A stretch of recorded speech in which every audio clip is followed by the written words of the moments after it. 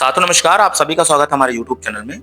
सबसे पहले आप सभी से मैं माफ़ी चाहता हूँ क्योंकि वीडियो काफ़ी टाइम बाद आप सभी को मिल पा रहा है। किसी कारणवश मैं व्यस्त था, उसके लिए मैं क्षमा प्रार्थी हूँ, लेकिन अब वीडियो आपको कंटिन्यू मिलेंगे।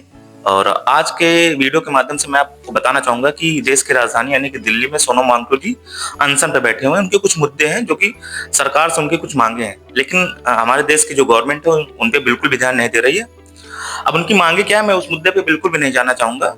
मैं आपको केवल इतना बताना चाहूंगा कि पहली बात तो आप एजुकेटेड बनिए और सोचने की क्षमता अपनी डेवलप कीजिए कि मेरे लिए क्या उचित है क्या अनुचित है।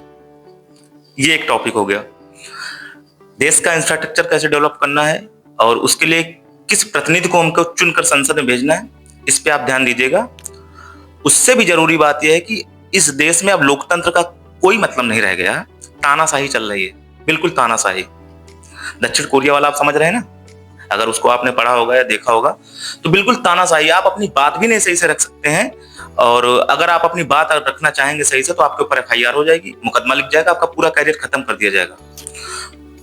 लोकतंत्र में लेकिन नहीं, उनसे कोई मतलब नहीं है, वो फुल तानाशाही में है। और अगर मॉडर्न हिस्ट्री पढ़ा होगा तो जब अंग्रेज थे, अंग्रेज के टाइम पे भी इतने तानाशाही का मतलब मैं कह सकता हूँ कि अगर गांधी जी अनशन पे बैठते थे तो उस पे काम होता था। अगर आपने उनके सत्याग्रह जितने भी आंदोलन थे, सत्याग्रह थे, अगर उनको पढ़ा होगा अच्छे से तो उस पे काम होता था और अंग्रेज उस पे काम करते थे, वो बैकफुट पे चले जाते थे अगर गांधी जी अनशन पे बैठ जाते थे। लेकिन अब वो सारी चीजें खत्म हो चुकी हैं, बिल्कुल तानाशाही है। और एक बात मैं बताना चाहूंगा कि हर चीज का एक समय होता है, पेशेंस की भी एक लिमिट होती है। बहुत सारे लोग बहुत सारी बातों को, चीजों को इग्नोर कर देते हैं, ठीक है अभी सही हो जाएगा, अभी सही हो जाएगा, लेकिन नहीं। जब सारी चीजें खत्म हो जाती हैं तो फिर क्रांति होती है। नीट का पेपर लीक हुआ, बहुत सारे मुद्दे हैं, मैं किस मुद्दे पे बात करूं। हर मुद्दे, राम मंदिर में चोरी हो गई, सारा सिस्टम ही उनके अंदर है, पूरा करप्ट है। तो ये सारी बातें थी। बाकी आप खुद चीजों को समझा करें। और मैं तो पॉलिटिक्स को और सारी चीजों को मैं बहुत बारीकियों से देखता हूँ।